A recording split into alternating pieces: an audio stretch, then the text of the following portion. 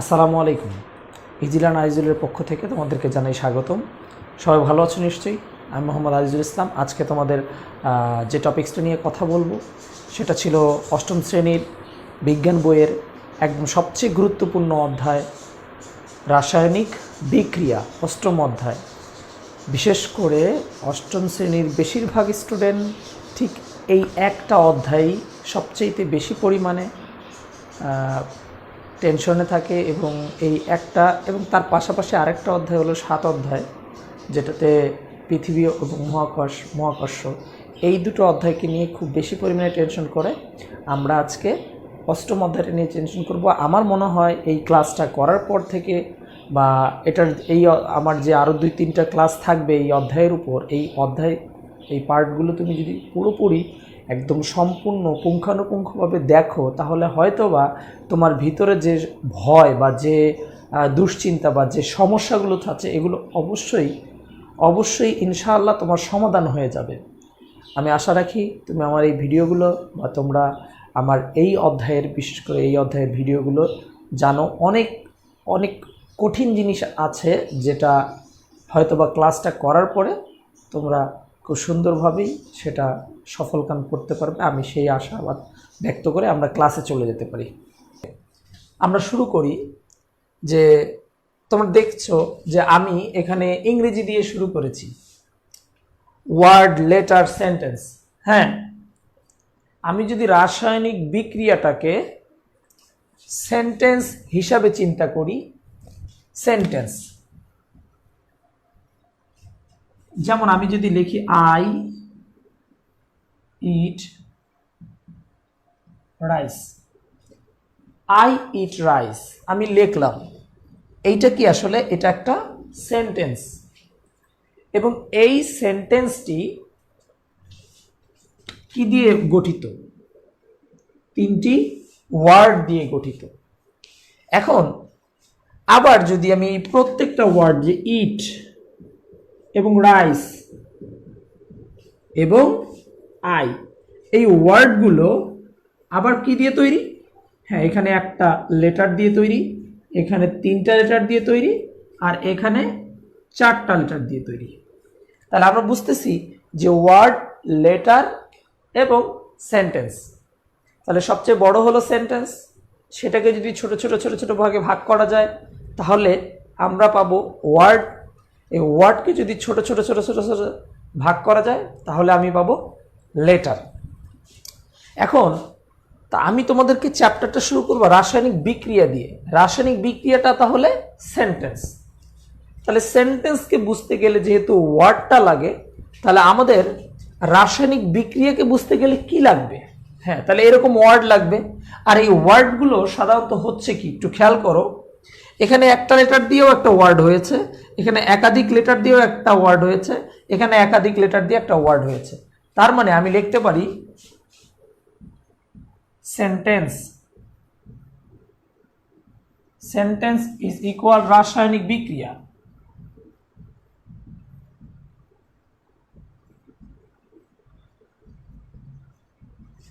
আচ্ছা, এবার ওয়ার্ড আসি।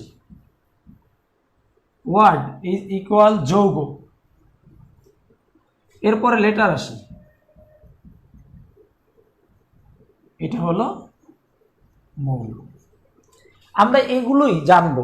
তাহলে আমি যদি রাসায়নিক বিক্রিয়া শিখতে যাই তাহলে সেটা থেকে আমাকে যৌগ শিখতে হবে, আর যদি যৌগ শিখতে যাই আমাকে মৌল শিখতে হবে। তাহলে আমাদের প্রথম আলোচনার বিষয়টা হলো মৌলকে নিয়ে। হ্যাঁ, আমরা মৌলকে নিয়ে আলোচনা করব। প্রথমে আসি, পৃথিবীতে এ পর্যন্ত আবিষ্কৃত মৌল কতগুলো? আমরা গত ক্লাসে পড়েছি যে পৃথিবীতে এ পর্যন্ত আবিষ্কৃত মৌলের সংখ্যা 118টি। হ্যাঁ, এবং তোমাদের অবশ্যই এটা কিন্তু বাড়ি কাজ ছিল যে তোমরা বাসায় 1 থেকে 20 নম্বর পর্যন্ত মৌলগুলো তাদের পারমাণবিক সংকেত বা পারমাণবিক সংখ্যা অনুযায়ী মুখস্থ করবে।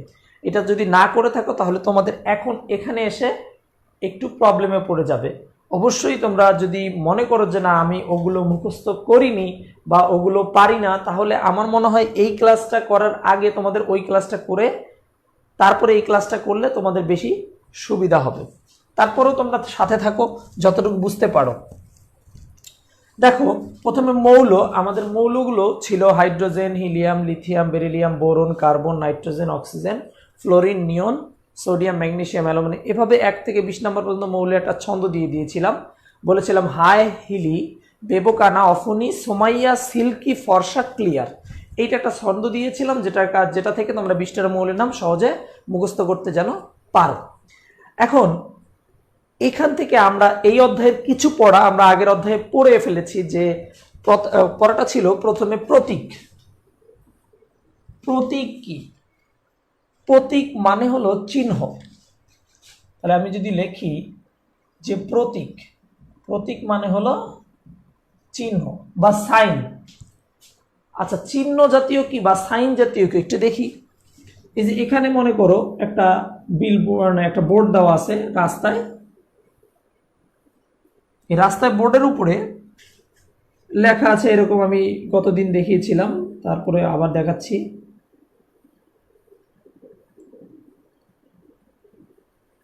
এই চিহ্নটা দিলে আমি বুঝবো যে ডানে মোড়, ডানে মোড়, তার মানে গাড়ি ডান দিকে যেতে হবে। ড্রাইভাররা আসলে এই ডানে মোড় শব্দটা পড়তে পড়তে কিন্তু গাড়ি চলে যাবে, অথবা গাড়ি চলে গিয়ে অ্যাক্সিডেন্টে পতিত হবে। কিন্তু এই সাইনটা দেখার পরে গাড়ি চালক সচেতন হয়ে যাবে, সে মনে করবে যে হ্যাঁ গাড়িটাকে ডান দিকে টার্ন করতে হবে। তো গাড়িটাকে ডান দিকে টার্ন করতে হবে, সেই জন্যে এইটা হলে তার জন্য একটু সুবিধা হবে যে আমি কোন দিকে যাব বা কোন দিকে যাব না। এখন এইটা যদি হয় সাইন বা প্রতীক চলাচলের, তেমনি মৌলগুলোকে চেনারও কি আছে? প্রতীক রয়েছে। আমাদেরকে এই প্রতীক লেখার নিয়মগুলো কিন্তু জানতে হবে। আমি গতদিন বলিয়েছিলাম যে হাইড্রোজেন, হাইড্রোজেন এটা নামে একটা মৌল আছে, যে মৌলটার পারমাণবিক সংখ্যা 1, প্রোটন 1, ইলেকট্রন 1, নিউট্রন নেই, আইসোটোপগুলোর মধ্যে রয়েছে। এখন এই হাইড্রোজেন, এটার এত বড় নাম না লেখে এটাকে সংক্ষেপে একদম এক কথায় বা একটা লেটার দিয়ে প্রকাশ করা বা 2টা লেটার দিয়ে প্রকাশ করার যে পদ্ধতি, তাকে আমরা বলে থাকি প্রতীক। অর্থাৎ এটা হলো একটা মৌল, মৌলের প্রকাশ করা, মৌল বা পরমাণুকে প্রকাশ করার সংক্ষিপ্ত রূপকেই আমরা বলে থাকি প্রতীক। আচ্ছা, এই প্রতীকটা তাহলে আমরা লিখবোটা কিভাবে?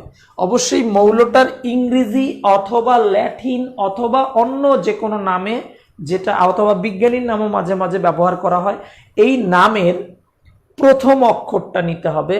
যদি একই ধরনের প্রথম অক্ষর চলে আসে তাহলে পরের মৌলটার জন্য 2টা অক্ষর নিতে হবে। আমি দেখাচ্ছি, যেমন হাইড্রোজেন লিখতে হাইড্রোজেনে এইচটা প্রথমে আসে, এই জন্য আমরা এইচ লিখলাম। কিন্তু দেখো যখন তুমি হিলিয়াম লিখছো, হিলিয়ামেও কিন্তু এইচ দিয়েই সূচনা। তাহলে কি 2টা যদি এইচ লিখে ফেলি, তাহলে তো যদি কোনো একটা জায়গায় অন্য একটা জায়গায় এইচ লেখা আছে, এই এইচ দ্বারা কি এখন হাইড্রোজেন বুঝবো নাকি হিলিয়াম বুঝবো? একটু সমস্যায় পড়ে যেতে হবে। সে কারণে প্রথম যে মৌলটা আবিষ্কৃত হয়েছে সেই মৌলটাতে একটা অক্ষরই থাকবে, কিন্তু পরে যে মৌলটা আবিষ্কৃত হয়েছে সেটাতে ওই একটা দিলে তো মিলে যাবে। যেন অমিল বা পৃথক করার জন্য আমরা 2টো বর্ণ ব্যবহার করব। 2টো বর্ণ, এখন এরপরে আমি কোন বর্ণ ব্যবহার করব?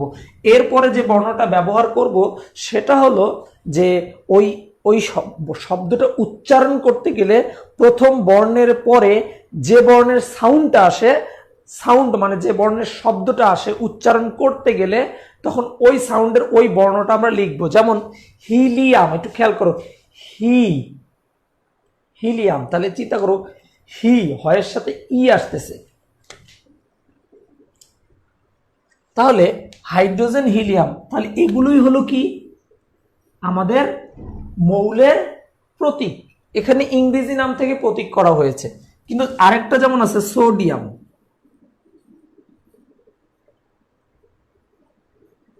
সোডিয়াম, এই সোডিয়ামের কিন্তু নাম হলো ন্যাট্রিয়াম, এই ন্যাট্রিয়াম থেকে নেওয়া হয়েছে Na। তাহলে এই নামটা কিন্তু আর ইংরেজি নাম থেকে করা হয়নি, এটা করা হয়েছে ল্যাটিন নাম থেকে। তাহলে এটাই ছিল আমাদের প্রতীক। এখন প্রতীকের পরে প্রতীকটাকে তুমি যদি লেটার সাথে, এই যে প্রতীকটাকে যদি তুমি LETTER লেটার, এই প্রতীকের সাথে তুমি লেটারের তুলনা করতে পারো।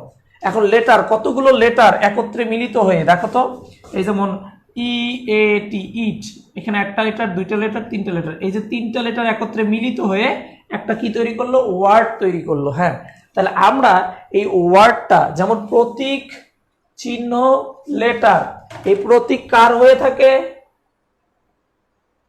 মৌলের হয়ে থাকে বা পরমাণুর হয়ে থাকে। দেখো, তাহলে পরমাণু, মৌল, প্রতীক, চিহ্ন, লেটার, এগুলো সব সেম। এখন আমি যদি লেটার থেকে কি তৈরি করতে চাই, ওয়ার্ড তৈরি করতে চাই, তাহলে আমাদেরকে কি করতে হবে? দেখো, ওয়ার্ড লেটার দিয়ে, এই যে লেটার, ওয়ার্ড, এই যে EAT, তাহলে খেয়াল করো, ই একটা লেটার, এ একটা লেটার, টি একটা লেটার, এই তিনটিকে যখন একত্রিত করা হবে সিরিয়াল অনুযায়ী সাজালে EAT, তাহলে লেটার, অনেকগুলো লেটার একত্রে মিলিত হয়ে একটা কি তৈরি করলো, ওয়ার্ড। ঠিক অনুরূপভাবে এই দেখো, হাইড্রোজেন একটা মৌল বা একটা পরমাণু। অনুরূপভাবে এইখানে ক্লোরিন, এটাও একটা পরমাণু বা মৌল। যখন এই দুটো মৌল একত্রে মিলিত হবে তখন হয় HCl, এটা একটা যৌগ। অর্থাৎ কোথাও যদি একাধিক ধরনের পরমাণু থাকে, একাধিক ধরনের পরমাণু, তাহলে সেটাকে আমরা বলতে পারবো যৌগ। এবং একাধিক পরমাণু থাকলে সেটাকে আমরা অণুও বলতে পারবো। যৌগ এবং অণু, এটাকে আমরা বলতে পারবো একাধিক পরমাণু থাকলে সেটাকে আমরা বলবো যৌগ। তাহলে আমরা এখানে লিখতে পারি যে এই একাধিক পরমাণু থাকলে সেটা হয় অণু, সেটা হয় যৌগ, এইটাই হয় কি, সংকেত। হ্যাঁ, তাহলে দেখো, আমরা যখন এইটাকে প্রকাশ করতেছি, এই যে এটা হলো প্রতীক, এটাকে প্রকাশ করতেছি, এটা হলো প্রতীক, এগুলো পরমাণুর রূপ, এই জন্য প্রতীক। যখন এটা মিলিত হয়ে এটা একটা যৌগ হয়ে গেল, এটা আর প্রতীক থাকলো না, একাধিক প্রতীক মিলে এটা হয়ে গেল সংকেত। তাহলে সংকেত কি হয়? সংকেত সাধারণত হয় অণুর। সংকেত কার হয়? অণুর। আর প্রতীক কার হয়? পরমাণুর। এই যে আমি যদি এখানে লিখি এটা কিন্তু একটা প্রতীক, কিন্তু আমার যখন এখানে H2 দিব, এটা কিন্তু সংকেত। কেন সংকেত?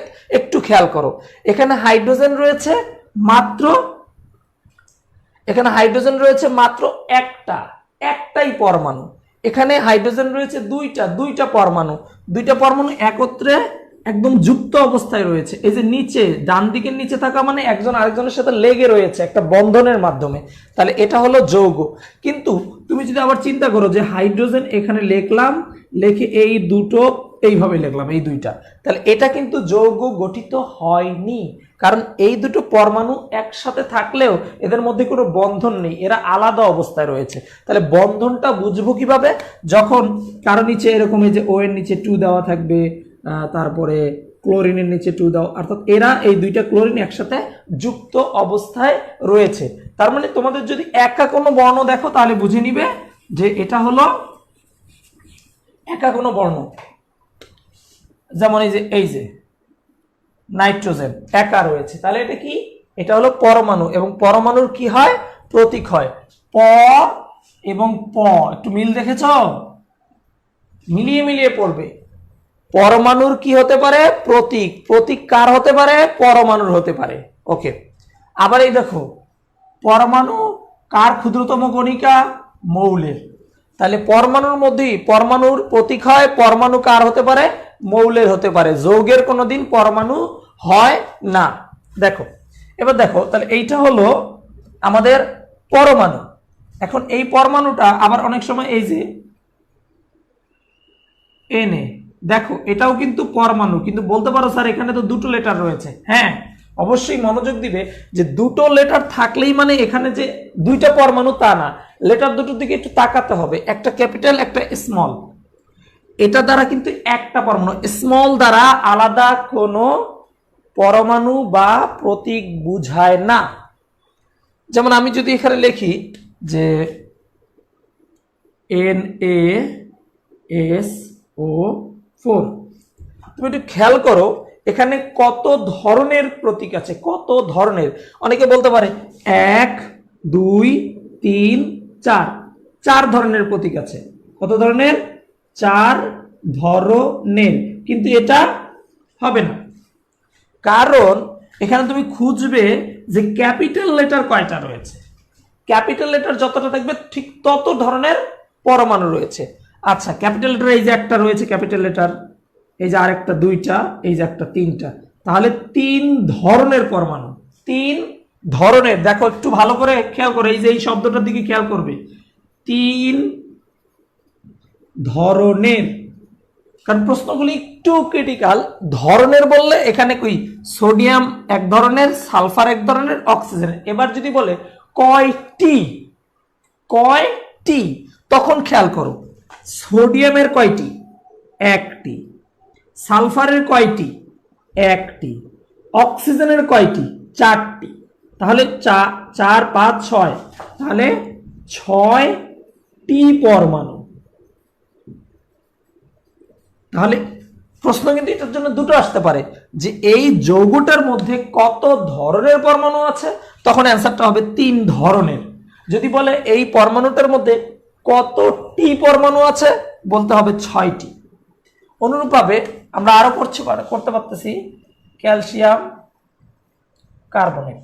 বলো এখানে কতটি পরমাণু আছে? হ্যাঁ, এই যে এটা একটা পরমাণু, এই যে এটা একটা পরমাণু, এই যে এখানে 3টা পরমাণু, তাহলে 1 1 3, তাহলে 3 1 4 1 5, 5টি পরমাণু। কিন্তু যদি বলে কত ধরনের, তাহলে ক্যালসিয়াম এক ধরনের, কার্বন এক ধরনের, অক্সিজেন আরেক ধরনের। এই হলো 3 ধরনের পরমাণু, কিন্তু এখানে 5টি পরমাণু আছে। এখন দেখো এই যে আমি যে এগুলো লিখতেছি, তোমাদের অনেকেরই মনে হচ্ছে কবে যে এগুলো লেখা শিখবো, কবে দিনটাই তোমার চলে আসছে। খুব বেশি না, তোমরাও এভাবে লিখতে পারবে। তাহলে আমরা প্রতীকের সাথে সাথে আমরা কিন্তু সংকেতটা শিখে ফেললাম। প্রতীক লিখতে গেলে কি লিখতে হবে? সবসময় বড় হাতের অক্ষর দিয়ে লিখতে হবে। যেমন এই যে ক্যালসিয়াম লিখেছি, ফসফরাস লিখেছি, সালফার লিখেছি, সোডিয়াম লিখেছি। তাহলে প্রতীক, এই যে প্রতীক লেখার নিয়মটা হলো যে আমরা বড় হাতের অক্ষরগুলো সবসময় ব্যবহার করব, এবং 2 অক্ষর বিশিষ্ট হলে প্রথমটা বড় হাতের, পরেরটা ছোট হাতের। তার মানে আমরা শুধু ক্যাপিটাল লেটার দেখলেই সেটাকে পরমাণু মনে করতে পারবো। যদি শুধু একটা অনলি স্মল লেটার থাকে, যেমন দেখা গেছে সি দেওয়া আছে স্মল, এ দেওয়া আছে একটা স্মল, এন দেওয়া আছে স্মল, এস দেওয়া আছে স্মল, এই স্মল লেটারগুলো কখনোই পরমাণু হবে না। এই স্মল লেটারগুলো তখনই পরমাণু হবে যখন এদের সাথে, যেমন এই যে এনে, তখন এটা পরমাণু হতে পারে। এরকম সাথে যদি কিছু থাকে, এই যে সিএস, এসসি, এরকম থাকলে আমরা এগুলোকে কি পরমাণু বলতে পারবো। আরএন, হ্যাঁ, এগুলো এখন পরমাণু হয়ে গেছে, প্রত্যেকটাই কিন্তু একটা করে পরমাণু হয়ে গেছে। কিন্তু যদি শুধু অনলি একটা স্মল লেটার থাকে, তাহলে সেটা পরমাণু হবে না।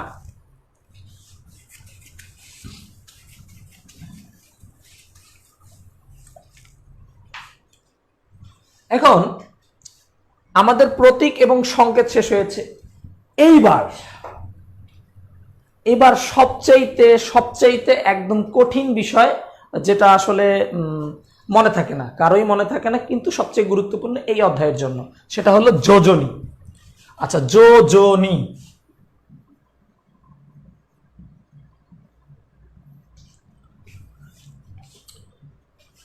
যোজনীর কথাটা হলো যোগ হওয়ার যোগ্যতা।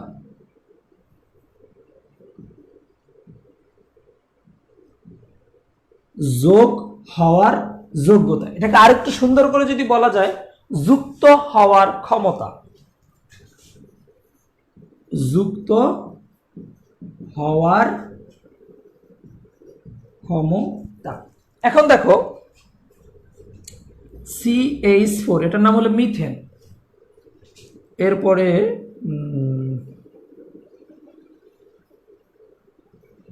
NaH,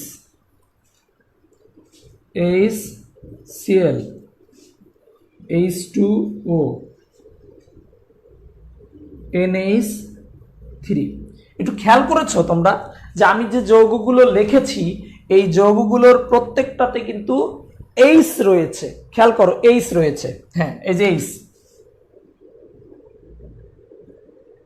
এখন H থাকার পরেও দেখো এখানে H রয়েছে 4টি, এখানে H রয়েছে 1টি, এখানে H রয়েছে 1টি, এখানে H রয়েছে 2টি এবং এখানে H রয়েছে 3টি। তাহলে টোটাল আমাদের H এর সংখ্যাগুলো বুঝতে পারলাম, এখানে 4টা, এখানে 1টা, এখানে 1টা, এখানে 2টা, এখানে 3টা। কেন? প্রশ্নটা এটাই। তা এটা হলো যে আমি মনে করো আমাদের বাংলাদেশে 100 টাকার নোট আছে, 50 টাকার নোট আছে। তোমাকে যদি বলা যায় যে 100 টাকার নোট এটাও কাগজ দিয়ে তৈরি, 50 টাকার নোট এটাও কাগজ দিয়ে তৈরি, আর 20 টাকার নোট এটাও কাগজ দিয়ে তৈরি, মানলাম কাগজ দিয়ে তৈরি, কিন্তু সবগুলোর পরিমাণ কি এক? অবশ্যই না। বিষয়টা আরেকটু যদি বুঝতে চাও, আমি তোমাকে একটা 100 টাকার নোট দিলাম, এখন তুমিও আমাকে একটা 50 টাকার নোট দিলে, আমি কি নিব? অবশ্যই নিব না। আমাকে যদি নিতে হয় তাহলে 50 টাকার 2টা নোট দিতে হবে আমাকে। এই যে আমি যে বিনিময় করব, তখন আমি 100 টাকা তাকে দিলাম, সে 50 টাকার 2টা দিল। একটু মাথায় খেয়াল করবা, এইটা যদি মাথায় রাখতে পারো তাহলে তোমাদের যৌগ গঠনটা খুব ইজি হয়ে যাবে। অর্থাৎ আমরা প্রত্যেকটা পরমাণুকে যদি একটা করে টাকা ধরি, একটা করে টাকা, বা আমাদের কয়েনগুলো আছে না, পয়সা যে কয়েন, 1 টাকার কয়েন, 2 টাকার কয়েন, 5 টাকার কয়েন, এরকম ধরে নাও যে কয়েন, এই কয়েনগুলোর মূল্য কিন্তু আছে, কয়েনগুলো এক একটার এক এক রকম মূল্য। তাহলে তাহলে আমি তোমাকে 1 টাকার মানে 2 টাকার একটা কয়েন দিয়েছি, তুমি 1 টাকার কয়েন আমাকে কয়টা দিবে? 2টা দিবে। তাহলে এখানে বিষয়টা দেখো, আমি আমার কয়েনটার মূল্য হলো 2 টাকা, আমি দিলাম 1টা, আর ওই কয়েনটার মূল্য হলো 1 টাকা, ও দিল 2টা। তার মানে এই শেয়ারটা, অর্থাৎ আমি তার সাথে যে বিনিময় করলাম, এই বিনিময়টা সবসময় সমান হতে হবে। এই যৌগ গঠনের সময় বিনিময়টা সমান হতে হয়। এখন আসি যে আমি স্যার কিভাবে বুঝবো এইটা 1 টাকা, ওইটা 2 টাকা, ওইটা 3 টাকা, ওইটা 4 টাকা? হ্যাঁ, এই টাকার পরিমাণটাই হলো তাদের নিজের নিজের যোজনী। আর যোজনীর একদম বাস্তবিক সংজ্ঞা হলো যে কোনো মৌল ঠিক তার যতটি হাইড্রোজেনের সাথে, কোনো মৌল তার যতটি হাইড্রোজেনের সাথে যুক্ত হবে তাকে আমরা কি বলবো? যতটি হাইড্রোজেনের সাথে যুক্ত হবে তাকে আমরা বলবো হলো তার যোজনী। দেখো এখানে কার্বনের সাথে 4টা হাইড্রোজেন যুক্ত হয়েছে, তার মানে কার্বনের যোজনী 4। সোডিয়ামের সাথে 1টা হাইড্রোজেন যুক্ত হয়েছে, সোডিয়ামের যোজনী 1। এই যে ক্লোরিনের সাথে 1টা হাইড্রোজেন যুক্ত হয়েছে, ক্লোরিনের যোজনী 1। অক্সিজেনের সাথে 2টো হাইড্রোজেন যুক্ত হয়েছে, অক্সিজেনের যোজনী 2। নাইট্রোজেনের সাথে 3টি হাইড্রোজেন যুক্ত হয়েছে, নাইট্রোজেনের যোজনী 3। স্যার সব ভুলে গেছি, একটা জিনিসও মন নেই। হ্যাঁ আমি জানি সব ভুলে যাবে, এবং ভুলে যাওয়ার জন্য এভাবে এলোমেলো করে রেখেছি। এখন আমাদেরকে এটাকে সুন্দর করে লিখতে হবে এবং সুন্দরভাবে জানতে হবে।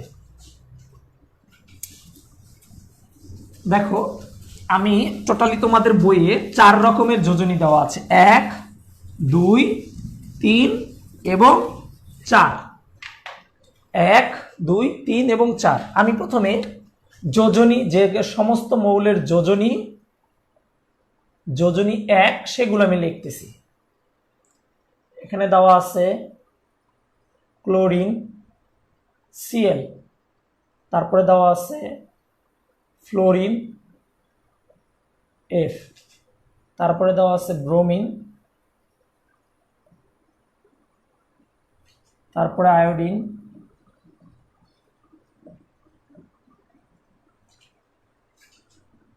তারপরে হাইড্রোজেন।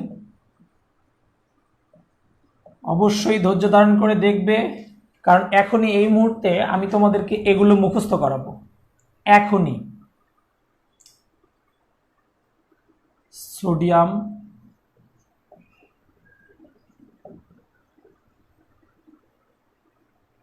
Potassium,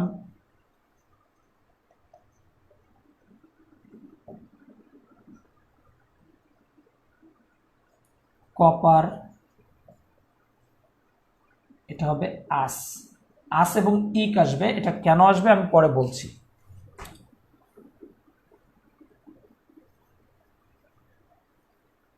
silver, AG. হ্যাঁ, আরো একটা আছে গোল্ড। আসলে গোল্ড তো রাসায়নিক বিক্রিয়ায় অংশগ্রহণ করে না, গোল্ড AU, এই যে গোল্ড। এখন এই সমস্ত পরমাণুগুলোর যোজনী অর্থাৎ মূল্য 1, অর্থাৎ এদের দাম হলো 1, ওই যে 1 টাকার কয়েনের মতো। তাহলে তোমাদের কি মুখস্থ হয়ে গেছে, তাই না? আমার মনে হয় না হয়নি। আসলে এটাই ভুলে যাই আমরা বারবার এগুলো। দেখো, আমি তো প্রথমে এই 4টা মৌলের আমি একটু তোমার এদের আইডেন্টিটি দিয়ে দেই। এদের নাম হলো হ্যালোজেন। হ্যালোজেন মৌল কি কি? Chlorine, fluorine, bromine, iodine. এটা মনে রাখবা, হ্যালোজেন মৌলগুলোর নাম কি? Chlorine, fluorine, bromine, iodine. নামগুলো প্রায় কাছাকাছি, একবার পড়লেই মুখস্থ হয়ে যাবে। ক্লোরিন, ফ্লোরিন, ব্রোমিন, আয়োডিন, ছন্দ এক, একদম ছড়ার মতো পড়তে পারবা। ক্লোরিন, ফ্লোরিন, ব্রোমিন, আর হলো কি? আয়োডিন।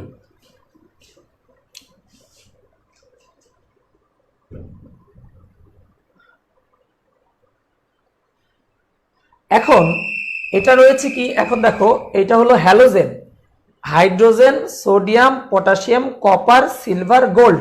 এটা যদি তোমার হাইড্রোজেন মনে থাকে তাহলে তোমাদের এখন খাতা কলম নিয়ে এখনই রেডি হও, কারণ আমি এখন যা লিখবো তা অবশ্যই লিখতে হবে। সেটা হলো হ্যালো হাইড্রোজেন নাসিরকে কোপাও। হ্যালো হাইড্রোজেন নাসিরকে কোপাওয়াজ। হ্যালো হাইড্রোজেন নাসিরকে কোপাওয়াজ। আমাদের যোজনী 1 শেষ। হ্যালো হাইড্রোজেন নাসিরকে কোপাও আজ। হ্যালো হাইড্রোজেন নাসিরকে কোপাও আজ। দেখো, আমি প্রথমেই বলেছি হ্যালো দ্বারা যদি তুমি হ্যালোজেনকে ইন্ডিকেট করো, হ্যালোজেন আমার 4টা পড়েছি। কি কি ছিল? ক্লোরিন, ফ্লোরিন, ব্রোমিন এবং আয়োডিন। এরপরে রয়েছে হাইড্রোজেন নাসির। এই দেখো, খেয়াল করো, নাসির Na, নাসির লিখতেও Na লাগতেছে। কে, এই যে কেটা লিখে ফেলবো। কোপাও, এই দেখো কোপাও। তারপরে সিলভার হলো আজ। আচ্ছা, তুমি কেন হ্যালো হাইড্রোজেন নাসিরকে কোপাও আজ? কারণ ওর কাছে প্রচুর পরিমাণ স্বর্ণ রয়েছে, স্বর্ণ AU। তাহলে তুমি একজনকে ভাড়া করেছো আরেকজনকে কোপানোর জন্য। কেন? কারণ ওর কাছে অনেক সম্পদ আছে, অনেক স্বর্ণ আছে, এগুলোর জন্য। দেখো, আমাদের কিন্তু এক দুজনই মুখস্থ হয়ে গেল। এখন বাসায় পড়তে থাকবে যে হ্যালো হাইড্রোজেন নাসিরকে কোপাওয়াজ, হ্যালো হাইড্রোজেন নাসিরকে কোপাওয়াজ, হ্যালো হাইড্রোজেন নাসিরকে কোপাওয়াজ। তাহলে এই ছন্দটা মনে থাকবেই আমার মনে হয়, যে হ্যালো হাইড্রোজেন, মানে ফোন করে বলতেছে হ্যালো হাইড্রোজেন নাসিরকে কোপাওয়াজ, ওর কাছে কি রয়েছে? স্বর্ণ রয়েছে। ওকে, তাহলে আমরা এক যোজনীর ছন্দটা মুখস্থ করে ফেললাম। তোমরা হয়তো বা লিখে নিতে পারো হ্যালো হাইড্রোজেন নাসির কে কোপাও আজ। কিসের জন্য? স্বর্ণের জন্য। হ্যালো হাইড্রোজেন নাসিরকে কোপাও আজ, লেখা লেখা হয়েছে। আচ্ছা, আমরা এখন দ্বিতীয় যোজনীতে চলে যাব। দ্বিতীয় যোজনী কি আছে একটু খেয়াল করো। যোজনী 2, যোজনী 2, যোজনী 2 এ যেটা রয়েছে oxygen,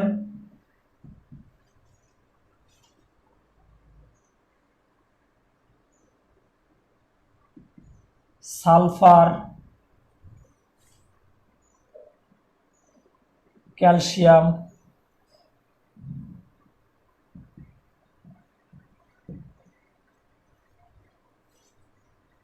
magnesium,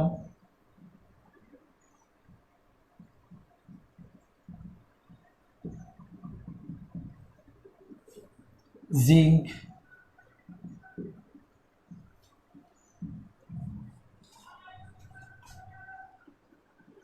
iron,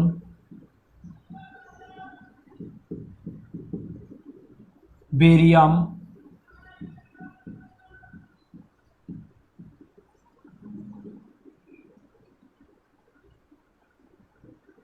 tin,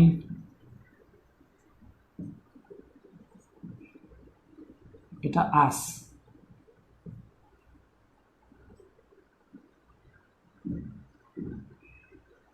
lead,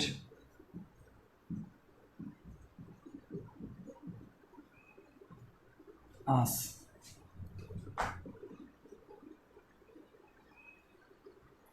copper. এই যে আস লিখেছি, এখানে ইক লিখবো। হ্যাঁ, আবার আমরা যোজনী 2 লিখলাম মোটামুটি, যে oxygen, sulphur, calcium, magnesium, zinc, iron, barium, tin, lead, copper. এই যে এগুলো আমি দিয়ে দিয়েছি, এগুলোই হলো আমাদের যোজনী 2। হয়তোবা এখানে আরো 2-1টা তোমাদের বইয়ে থাকতে পারে, তোমরা এটাই মুখস্থ করবে, এগুলোই আসবে, আসার মতো এগুলোই। এখন এইটা মনে রাখতে হবে। অবশ্যই আশা করতেছো স্যার এইটার মনে রাখার কোনো টপিকস আছে কিনা। হ্যাঁ, অবশ্যই আছে, চিন্তার কোনো কারণ নেই। তোমাদের কষ্টকে কমানোর জন্যই আমি এসেছি। দেখো, প্রথমে লিখবো আমরা যে ওমর, ওমর স্যার কাল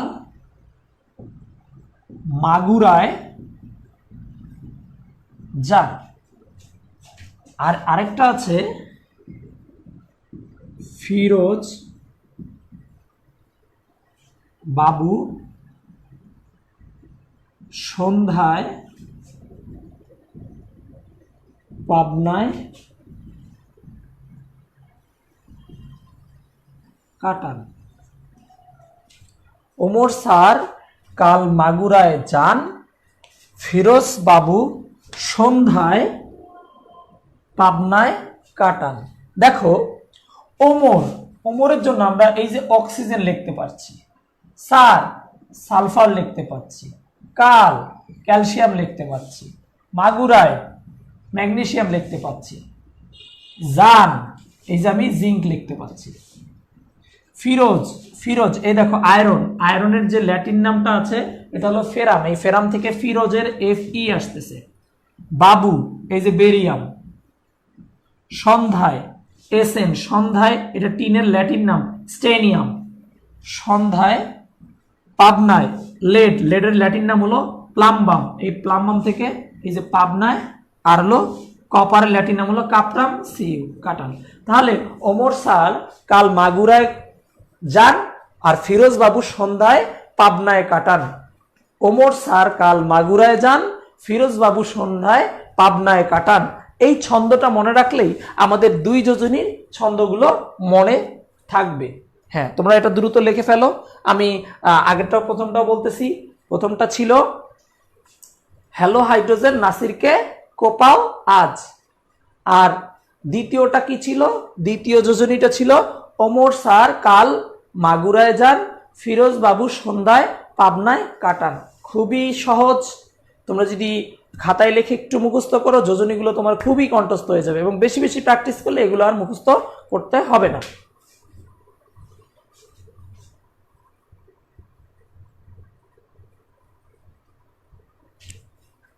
আমার মনে হয় তোমাদের লেখা হয়ে গেছে। এখন একটু খেয়াল করো যে আমরা 3 নাম্বার যোজনী শিখতে যাচ্ছি। যোজনী 3,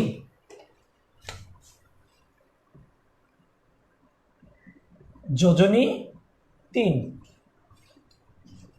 বোরন, তারপর নাইট্রোজেন,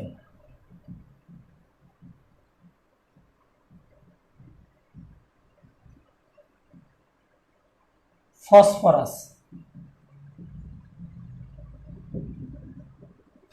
অ্যালুমিনিয়াম,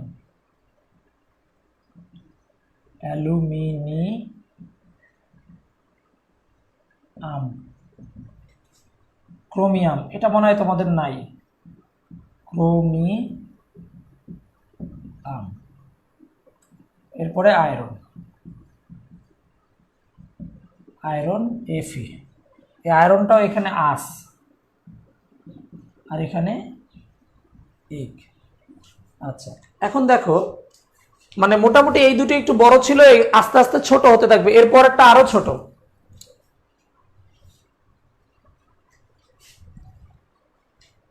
যোজনী 3, 3-এর সদস্য আমরা দেখতেছি 6টা, এই 6টা মনে রাখলেই হয়ে যাবে।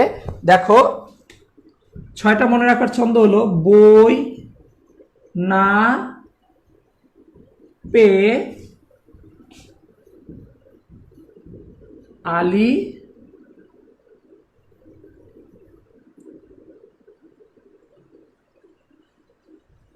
কুড়িগ্রামে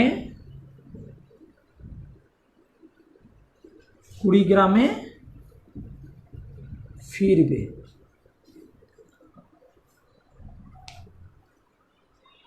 বই না পেয়ে আলী কুড়িগ্রামে ফিরবে। দেখো এই যে বইয়ের জন্য বোরন, নায়ের জন্য সোডিয়াম না nitrogen, pay phosphorus, Ali aluminium, কোরিয়ায় ক্রোমিয়াম, ফিরবে আয়রন। তাহলে মোটামুটি আমি দেখলাম 3 নম্বর যোজনী আমার মুখস্থ হয়ে গেল।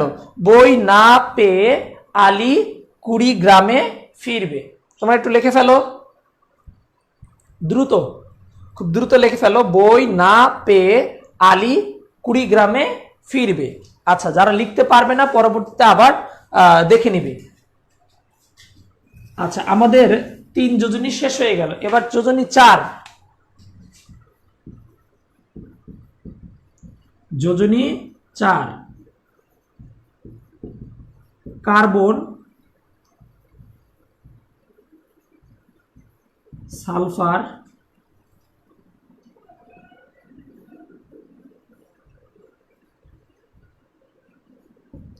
সিলিকন,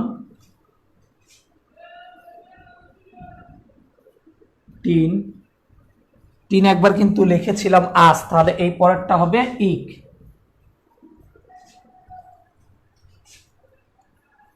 লেড,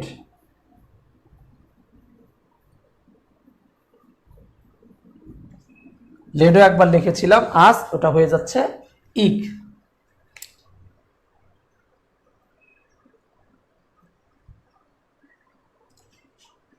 তাহলে দেখো যে এখানে মাত্র 5টা মৌল রয়েছে। 5টা মৌল কি কি একটু দেখো, carbon, sulphur, silicon, tin, lead. এটা আসবে কি কবির সাহেব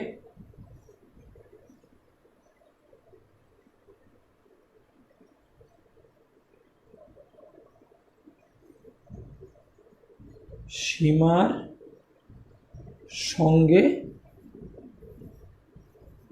পড়বে। কবিরের জন্য কার্বন, সাহেবের জন্য সালফার, সীমার জন্য এই যে সিলিকন, সঙ্গের জন্য এই যে এসএন এবং পড়বের জন্য পিবি। তাহলে মোটামুটি আমাদের 1, 2, 3 এবং 4 নাম্বার যোজনী আমাদের মৌলের শেষ। অবশ্যই তোমাদের কাছে একদম আন্তরিক রিকোয়েস্ট থাকবে, তোমরা এই যোজনীগুলো যদি মুখস্থ করতে পারো, আমি কথা দিচ্ছি তোমাদেরকে বাকি রাস্তাটা খুব সহজেই পার করে দিতে আমি তোমাদের সাথে থাকবো ইনশাআল্লাহ, যদি আল্লাহ তাআলা আমাকে বাঁচিয়ে রাখে। এখন এই যোজনীটা আমরা এগুলো যে শিখলাম, এই যোজনীগুলো ছিল বিভিন্ন মৌলের বা পরমাণু। এখন এই যোজনীগুলো ছাড়াও আমাদের যৌগ গঠন করার সময় অনেকগুলো যৌগ মানে অনেকগুলো পরমাণু একসাথে মিলিত হয়ে একটা পরমাণুর মতো কাজ করবে। অনেকগুলো পরমাণু একসাথে মিলিত হয়ে আবার একটা পরমাণুর মতো কাজ করে। এখানে যেমন এরা প্রত্যেকেই একটা একটা করে পরমাণু, এদের কাজও একটা পরমাণুর মতনই, কিন্তু অনেকগুলো 3-4টা পরমাণু যখন একত্রে মিলিত হয়ে একটি পরমাণুর মতো কাজ করে, তখন ওই পরমাণু গুচ্ছটাকে বলা হয় যৌগ মূলক। আমরা এইটা একটু জানবো, যৌগ মূলকগুলোরও একটু যোজনী রয়েছে, ওটা তো আরো মজা, শুধু তোমাদেরকে ভালোভাবে খেয়াল করতে হবে।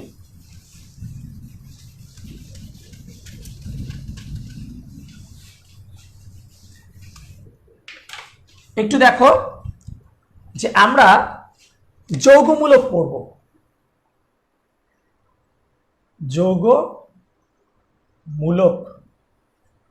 যৌগমূলকগুলো যদি পড়ি আমরা, যৌগমূলক হবে কি, অনেকগুলো যৌগ যখন একত্রিত মানে অনেকগুলো মৌল একত্রিত হয়ে, এই যে তোমাদের এখন বলো তো এখানে টোটাল কয়টি পরমাণু আছে? আমি কত ধরনের বলিনি, যদি ধরন বলতাম তাহলে দুই ধরনের, কিন্তু কতটি পরমাণু আছে? সালফারের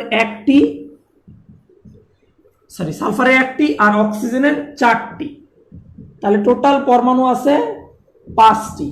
তাহলে 5টি পরমাণু হওয়া সত্ত্বেও এরা মাত্র একটা পরমাণুর মতো কাজ করে, এই জন্য এদেরকে বলা হয় কি, যৌগ মূলক। দেখো নামের মধ্যেই কিন্তু দুটো ভাব রয়েছে, অর্থাৎ যৌগ আবার মূলক, মানে যৌগ মৌল, যৌগমূলক, যৌগের মতো দেখতে কিন্তু কাজ মৌলের মতো, এইটাকেই বলা হয় যৌগমূলক। ওকে, এখন এই যৌগমূলকগুলো অনেকগুলো রয়েছে, সেগুলোরও যোজনী রয়েছে। যৌগমূলকগুলোর যোজনী 3 প্রকার। এই যে যোজনী 1,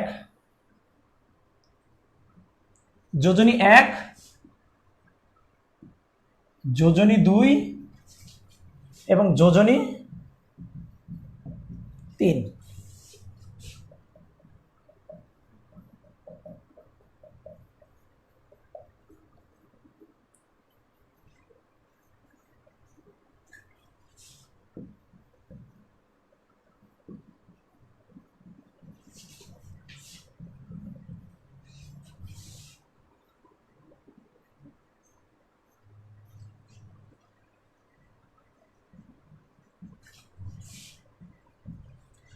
এই হলো যৌগমূলকগুলো। মোটামুটি আমাদের এখানে একটা যৌগমূলক, এই যে প্রথম যোজনীতে 1, 2, 3, 4, 5টা তোমাদের বই দেওয়া আছে, এখানে 3টা, এখানে 1টা। এই যে এগুলো যে তোমাদের দেওয়া আছে, এগুলো কিভাবে মনে রাখবো? আমার কাছে খুব সুন্দর একটা মানে গল্প, তোমরা যদি গল্পর কথা চিন্তা করো, এই গল্পটা মনে রাখলেই তোমাদের এটা মনে থাকবে। তোমরা সবাই ধরে নাও যে তোমাদের একটা বন্ধু, আমি জানি যে অনেকের বন্ধু থাকতে পারে, কিন্তু আসলে এটা রিয়েলি না, আমি একটা গল্প তোমাদের পড়ার সুবিধার জন্য বানিয়েছি। তারপরেও তোমরা আসলে তোমাদের যদি এরকম কোনো ওই নামে বন্ধু থেকে থাকে, তোমরা তাকে খ্যাপিও না, কারণ যে বন্ধুর নামে কথাটা বলবো তাকে প্রচণ্ড পরিমাণে পচানো হয়েছে। আসলে কি বলবো এখন, দেখো যে বন্ধুটার নাম হলো নাজমুল হাসান। আমার একটা স্টুডেন্ট নাজমুল হাসান নামে ছিল। তার ঘটনাটা হলো, তাকে যখন বললাম যে আমি যে তোমাকে নিয়ে একটু ট্রল করতে চাচ্ছি বা তোমাকে নিয়ে একটু মজা করতে যাচ্ছি, স্যার করেন, সমস্যা নেই, কারণ ও ছিল অনেক ফ্রি মাইন্ডেড এবং সকলের পছন্দের একটা মানুষ, এবং ওকে কেউ গালি দিলেও কিছু মনে করে না, মানে তার সাথে সে এত ফ্রি মাইন্ডেড ছিল, তার সাথে যে কেউ ইয়ার্কি করতে পারতো। তা আমি এই জন্য ওই নামটাই বেছে নিয়েছি এবং ওর নামটার সাথে মিলে গিয়েছিল। ওর নাম ছিল নাজমুল হাসান। তা নাজমুল হাসান সিয়াম, এই নাজমুল হাসান সিয়াম সে লিখতো এভাবে, লিখতো নাজমুল হাসান সিয়াম। তাহলে আসলে তার এইখান থেকে আমি একটা থিম তৈরি করলাম যে তার এইটা দিয়ে কিছু করা যায় কিনা। তার প্রতিটা খাতায় এনএইচ লেখা, মাঝে মাঝে সিএমও লেখে না, এনএইচ লিখে রেখে চলে দেয়। তার মানে এনএইচ মানে, তখন আমি এদিকে চিন্তা করলাম, এর দিকে তাকালাম, ও এখানেও তো এইরকম একটা ব্যাপার রয়েছে। ও ঠিক আছে, তাহলে এখন বললাম যে ওকে মজা করে বললাম যে শোনো, তোমাদের বন্ধু নাজমুল হাসান সে 4টা বিয়ে করেছে। সবাই সাময়িক একটু অবাক হবে, তারপরও আমাদের এখানে তাহলে দেখো, তাহলে প্রথমে আমি লিখতে পারছি এখানে নাজমুল হাসান, মনে করো নাজমুল হাসান বিয়ে করেছে কয়টা? 4টা। দেখো এর সাথে কিন্তু মিলে গেছে। এখন চিন্তা করলাম বিয়ে 4টা করেছে, এটা নাজমুল হাসানের সাথে কথা বলিনি, আমরা ফেসবুকে এটা আমি স্ট্যাটাস দিলাম। এখন স্ট্যাটাস দেওয়ার পরে ঠিক নিচে একজন কমেন্টস লিখেছে, বিভিন্ন রিয়াক্ট দেয় না, আসলে সে রিয়াকশন দিয়েছে, মানে আমি যদি কোনো কথা বলি বা কোনো কাজ করি, এই তুমি কি খাচ্ছ, বা আমি এখন ঘুমাচ্ছি, ও তুমি কি করতেছো, আমি যদি বলি এখন ঘুমাচ্ছি, তখন আরেকবার আমার ফ্রেন্ড আবার কি রিপ্লাই দিবে, মানে আমি ফ্রেন্ডকে বললাম, আমার ফ্রেন্ড আমাকে প্রশ্ন করেছে তুমি কি করছো, আমি বললাম যে হ্যাঁ আমি এখন খাচ্ছি, সেই কথাটা শুনে সাধারণত একটা রিয়াক্ট দেয়, ও ঠিক আছে, ও ঠিক আছে। তার মানে ব্যাপারটা এরকম। তার মানে আমি যখন স্ট্যাটাসে দিয়েছি নাজমুল হাসান 4টা বিয়ে করেছে, তখন নিচে একজন কমেন্টস লিখেছে, ও তার কমেন্টস লিখে ফেলাম। এখন তার নিচে একজন, সে অবাক হয়ে গেছে, এ কেমন হলো, সে কি নাজমুল হাসান 4টা বিয়ে করলো? বলো না, আমি তো জানতাম ও 2টা বিয়ে করেছে। তাহলে ও কমেন্টস করলো, না না না, নো, আমি জানার মতে ও 2টা বিয়ে করেছে।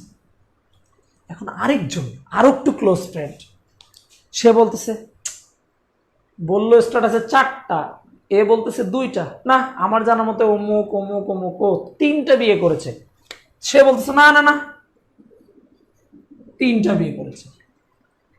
এখন ওই যে লেখলো যে 3টা বিয়ে করেছে, নো নো নো 3টা বিয়ে করেছে, তাহলে তাকে একজন বন্ধু সাপোর্ট করলো, হ হ হ করছে 3টা, হ করছে 3টা, তাহলে হ, এই যে হ, এরপরে করছে, এরপরে 3টা, হ করছে 3টা। তাহলে আমরা একটু ছন্দটা পড়ে নেই। মনে করো স্ট্যাটাসে কি লিখলাম, নাজমুল হাসান বিয়ে করেছে 4টা। এখন একজন কমেন্টস শেষে রিয়েক্ট দিল, ও বুঝতে পেরেছি। তারপরে নিচের জন কমেন্টস করলো, না না না না, সে তো 2টা বিয়ে করেছে, তাহলে NO2। তার নিচে আরেকজন বলতেছে, না না না না, সে তো 3টা বিয়ে করেছে, তার মানে NO3। এখন এইটাকে সাপোর্ট দিয়ে আরেকজন বলতেছে, হ হ হ করেছে 3টা, তার মানে হ করেছে 3টা। এখন এই যে এতগুলো কমেন্টস হওয়ার পরে একজন মানে এত কিছু পছন্দ করে না, অন্যের কোনো ব্যক্তিগত বিষয় নিয়ে ঘাটাঘাটি পছন্দ করে না, তখন সে বলল যে করেছেন 3টা, তা তোমাদের কি হয়েছে, মানে এই যে তোমরা যে এত কথা বলেছো যে করেছে 3টা, তার মানে 3টা বিয়ে করেছে, তাতে তোমাদের সমস্যা কি? এখন তার নিচে আরেকজন আবার বলতেছে যে অপরিচিত সত্যি 3টা বিয়ে করেছে, সত্যিই কি 3টা বিয়ে করেছে? এখন প্রথমেই মানে তারপরে এই কমেন্টসটা দেওয়ার পরে আরেকজন ফেসবুকে ঢুকে স্ট্যাটাসটা দেখি, আরে নাজমুল হাসান 4টা বিয়ে করেছে, ও মানে কমেন্টসে টাইপ করা শুরু করছে, সত্যি কি 4টা করছে, সত্যি কি 4টা করেছে। এখন ফিনিশিং আবার আমি স্ট্যাটাস দিয়েছি এবং আমি শেষে এসে লাস্ট কমেন্ট, শুধু বিয়ে না তার পোলাপানও হয়েছে 4টা, তার মানে কি এই হলো পোলাপানও হয়েছে 4টা। আমরা খুব সুন্দরভাবে মজা করে পড়লাম। আমাদের গল্পটা যদি আবার বলি, প্রথমে স্ট্যাটাসে ছিল নাজমুল হাসান বিয়ে করেছে 4টা, ওকে NH4। এখন একজন কমেন্টস করেছে, ও তার মানে ও হয়ে গেল। এরপরে দ্বিতীয়জন কমেন্টস করেছে, না না না 2টা। তৃতীয়জন কমেন্টস করছে, না না না 3টা। আরেকজন কমেন্টস করেছে যে হ করেছে 3টা, তার মানে এই পর্ব শেষ।